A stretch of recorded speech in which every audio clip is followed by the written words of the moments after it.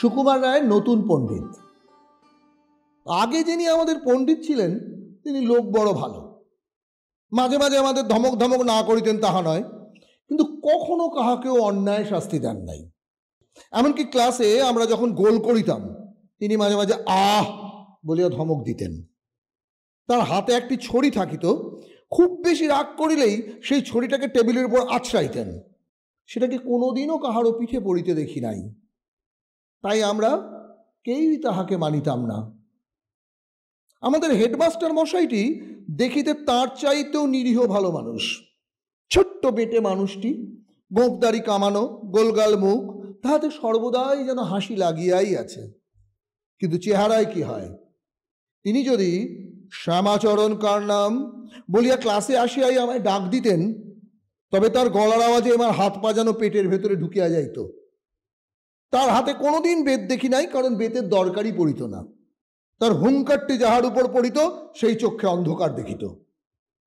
একদিন পণ্ডিত মহাশয় বলিলেন, সোমবার থেকে আমি আর পড়াতে আসবো না, কিছুদিনের ছুটি নিয়েছি, আমার জায়গায় আর একজন আসবেন, দেখিস তার ক্লাসে তোরা যেন গোল করিস নে।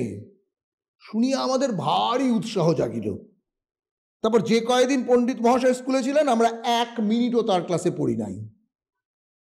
একদিন বেহারিলাল পড়ার সময় পড়িয়াছিল, সেই জন্য আমরা পরে চাঁদা করিয়া তাহার কান মলিয়া দিয়াছিলাম। যাও, পণ্ডিত মহাশয় সোমবার আর আসিলেন না। তার বদলে যিনি আসিলেন, তার গোল কালো চশমা, মুখ ভরা গোঁফের জঙ্গল আর বাঘের মতো আওয়াজ শুনিয়া আমাদের উৎসাহ দমিয়া গেল।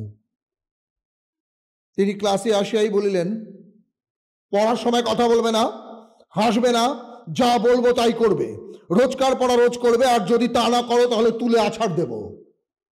শুনিয়া আমাদের তো চক্ষু স্থির। ফকির চাঁদের তখন অসুখ ছিল। সে বেচারা কদিন পরে ক্লাসে আসিতেই নূতন পণ্ডিত মহাশয় তাহাকে পড়া জিজ্ঞাসা করিয়া বসিলেন। ফকির থতমত খাইয়া ভয়ে আমতা আমতা করিয়া বলিল, আগে আমি স্কুলে আসিনি।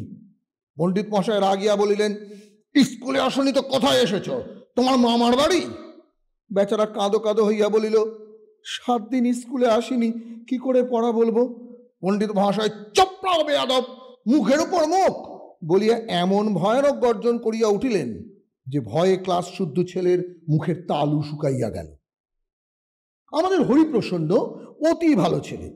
সে একদিন স্কুলের অফিসে গিয়া খবর পাইল সে নাকি এবার কি একটা প্রাইজ পাইবে। খবরটা শুনিয়া বেচারা ভারী খুশি হইয়া ক্লাসে আসিতেছিল। এমন সময় নূতন পণ্ডিত মহাশয় হাসছ কেন বলিয়া হঠাৎ এমন ধমক দিয়া উঠিলেন যে মুখের হাসি এক মুহূর্তে আকাশে উড়িয়া গেল। তাহার পরদিন আমাদের ক্লাসের বাহিরে রাস্তার ধারে কে যেন হো হো করিয়া হাসিতেছিল। শুনিয়া পণ্ডিত মহাশয় পাশের ঘর হইতে হা হা করিয়া ছুটিয়া আসিলেন, আর কথা নাই বার্তা নেই, কেবল হাসি কেবল হাসি বলিয়া হরিপ্রসন্নর গালে ঠাস ঠাস করিয়া কয়েক চল লাগাইয়া আবার হনন করিয়া চলিয়া গেলেন। সেই অবধি হরিপ্রসন্নর উপর তিনি বিনা কারণে যখন তখন খাপ্পা হইয়া উঠিতেন।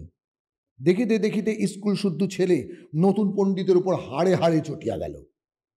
একদিন আমাদের অঙ্কের মাস্টার আসেন নাই। হেডমাস্টার রামবাবু বলিয়া গেলেন, তোমরা ক্লাসে বসে পুরাতন পড়া পড়িতে থাকো। আমরা পড়িতে লাগিলাম, কিন্তু খানিক বাদেই পণ্ডিত মহাশয় পাশের ঘর হইতে পড়ছ না কেন বলিয়া টেবিলে প্রকাণ্ড এক ঘুষি মারিলেন। আমরা বলিলাম, আগে হ্যাঁ পড়ছি তো। তিনি আবার বলিলেন, তবে শুনতে পাচ্ছি না কেন, চেঁচিয়ে পড়ো। যেই বলা অমনি বোকা ফকির চাঁদ অন্ধকারে 84টা নরকের কুণ্ড, তাহাতে ডুবায়ে ধরে পাতকির মুন্ড বলিয়া এমন চেঁচাইয়া উঠিল যে পণ্ডিত মহাশয়ের চোখ হইতে চশমাটা পড়িয়া গেল। মাস্টার মহাশয় গম্ভীরভাবে ঘরের মধ্যে ঢুকিলেন। তারপর কেন জানি না হরিপ্রসন্নর কানে ধরিয়া তাহাকে সমস্ত স্কুল ঘুরাইয়া আনিলেন, তাহাকে 3 দিন ক্লাসে দাঁড়াইয়া থাকিবার হুকুম দিলেন, 1 টাকা জরিমানা করিলেন, তাহার কালো কোটের পিঠে খড়ি দিয়া বাঁদর লিখিয়া দিলেন, আর স্কুল হইতে তাড়াইবেন বলিয়া শাসাইয়া রাখিলেন। পরদিন রামবাবু হরিপ্রসন্নকে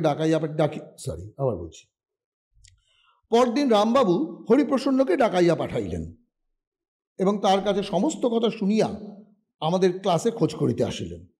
তখন ফকিরচাঁদ বলিল, আগে হরে চাচাইনি, আমি চেঁচিয়েছি। রামবাবু বলিলেন, পণ্ডিত মশাইকে পাতকি বলিয়া গালাগালি করিয়াছিলে? ফকির বলিল, পণ্ডিত মশাইকে কিছু বলিনি তো, আমি পড়ছিলাম, অন্ধকারে 84টা নরকের কুণ্ড, তাহাতে ডুবায় ধরে পাতকির মুন্ড। এই সময় নতুন পণ্ডিত মহাশয় ক্লাসের পাশ দিয়া যাইতেছিলেন। তিনি বোধহয় শেষ কথাটুকু শুনিতে পাইয়াছিলেন এবং ভাবিয়াছিলেন তাহাকে লইয়া কিছু একটা ঠাট্টা চলিতেছে। তিনি রাগে দিগ্বিদিক জ্ঞান হারাইয়া হা হা করিয়া ক্লাসের মধ্যে আসিয়া রামবাবুর কালো কোট দেখিয়াই তবে রে হরিপ্রসন্ন বলিয়া হেডমাস্টার মহাশয়কে পিটাইতে লাগিলেন। আমরা ভয়ে কাঠ হইয়া রহিলাম। হেডমাস্টার মহাশয় অনেক কষ্টে পণ্ডিতের হাত ছাড়িয়া তাহার দিকে ফিরিয়া দাঁড়াইলেন। তখন যদি পণ্ডিতের মুখ দেখিতে, বেচারা ভয়ে একেবারে জুজু। 3-4 বার হাঁ করিয়া আবার মুখ বুঝিলেন, তারপর এদিক ওদিক চাইয়া এক দৌড়ে সেই যে স্কুল হইতে পলাইয়া গেলেন। আর কোনোদিন তাকে স্কুলে আসিতে দেখি নাই। 2 দিন পর পুরাতন পণ্ডিত মহাশয় আবার ফিরিয়া আসিলেন। তাঁর মুখ দেখিয়া আমাদের যেন ধরে প্রাণ আসিল। আমরা হাঁপ ছাড়িয়া বাঁচিলাম। সকলে প্রতিজ্ঞা করিলাম আর তার ক্লাসে গোলমাল করিব না, যতই পড়া দিন না কেন খুব ভালো করিয়া পড়া করিব।